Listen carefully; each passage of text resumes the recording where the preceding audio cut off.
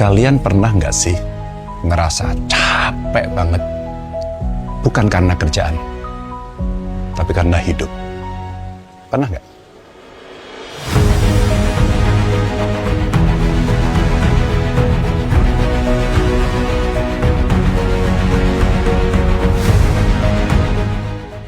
Ada cerita tentang seseorang. Ya, sebut saja dia adalah M. Usianya kurang lebih ya sekitar 35 tahunan lah. Usia di mana seharusnya dia lagi ngejar karir atau lagi seru-serunya bangun keluarga kecilnya sendiri. Tapi pada kenyataannya si M ini justru menghadapi situasi yang sangat pelik. Di keluarga kecilnya, M ini adalah tiang penyangga buat 2 generasi sekaligus. Di atasnya ada ibu kandung yang sudah lansia dan mertua yang butuh perawatan.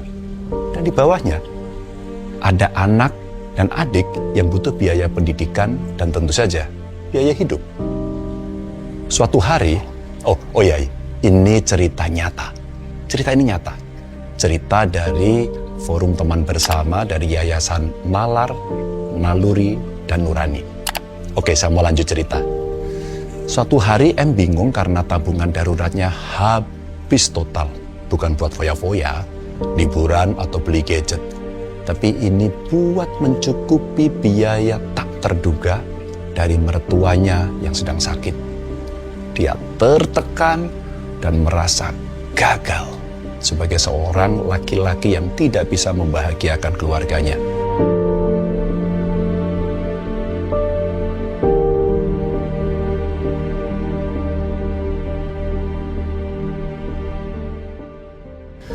Pendapatan sebagai pekerja yang hanya setara ya UMK atau UMR harus dibagi sana bagi sini, yang harusnya buat kebahagiaan anak dan istrinya. Dan ini malah habis buat nambal di luar kebutuhannya sendiri. Itu beban mental yang berat banget. Dan mungkin di antara kalian juga ngerasain hal yang sama sekarang. Ya. Selamat datang generasi sandwich di dunia nyata. Saya sebut sebagai sandwich karena posisinya seperti terjepit di tengah. Dia dihadapkan dengan situasi harus menanggung kebutuhan 2 generasi sekaligus. Dia harus menanggung cicilan rumah, biaya anak sekolah, sekaligus membantu biaya hidup orang tua, bahkan mertuanya.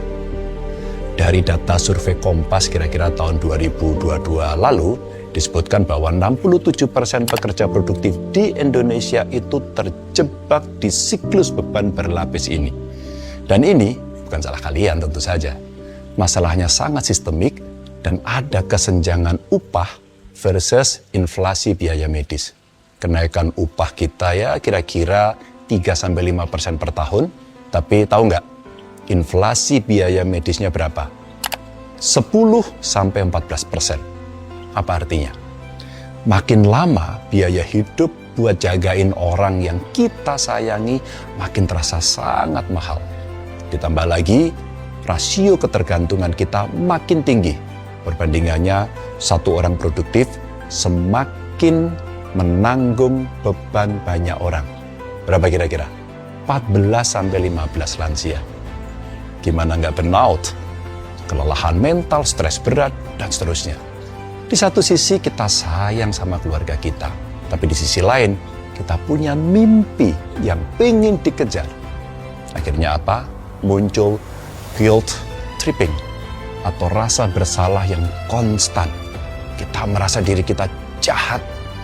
Kalau mau nabung buat diri sendiri nggak enak, tapi kalau nggak nabung, masa depan kita sendiri ya rasanya akan terancam. Terus gimana cara survive? Apakah kita harus pasrah? Tentu jawabannya adalah enggak. Yang pertama, kita harus berani pasang batasan atau set boundaries. Bilang enggak buat pengeluaran yang mendesak itu. Dan itu bukan tanda durhaka loh. Itu tanda kamu peduli sama keberlangsungan hidup keluarga dalam jangka yang panjang. Yang kedua, kita bareng-bareng ya, kurangi main medsos yang nggak perlu. Hindari membandingkan pencapaian finansial orang lain yang dapat memperparah kecemasan Anda. Di media sosial orang seringkali terlihat sukses. Bahasanya kira-kira begini, 100 juta pertama lu di usia 20 itu untuk apa? 1M pertama di usia 25 tahun bagaimana? Dan seterusnya. Padahal kita nggak tahu apa yang mereka tanggung di balik layar. Fokus saja sama progres kamu sendiri. Bangun ide-ide segar untuk menaikkan level finansialmu pelan-pelan agar kamu makin percaya diri. Dan saya yakin finansial bukan yang utama, meskipun itu penting. Dan yang paling penting, jangan simpan bebanmu sendirian. Ada platform seperti Teman Bersama dari Yayasan Nalar, Naluri, dan Nurani. Kalau kalian butuh tempat untuk cerita, curhat teman dekat maupun curhat ke psikolog, itu bukan tanda lemah. Itu tanda kalian berani buat jadi versi yang lebih sehat buat keluarga kalian sendiri. Jadi, buat kalian yang lagi berjuang di luar sana, it's okay to be tired. Kamu boleh merasa capek, kamu tidak harus kuat setiap waktu, tapi tolong jangan berhenti sayang sama dirimu sendiri. Kamu gak bisa bantu orang lain kalau tiang rumah di keluarga kecilmu sendiri runtuh. Yuk, pelan-pelan kita benahin finansial kita benahi sikap kita, dan pelan-pelan kita atur batasannya.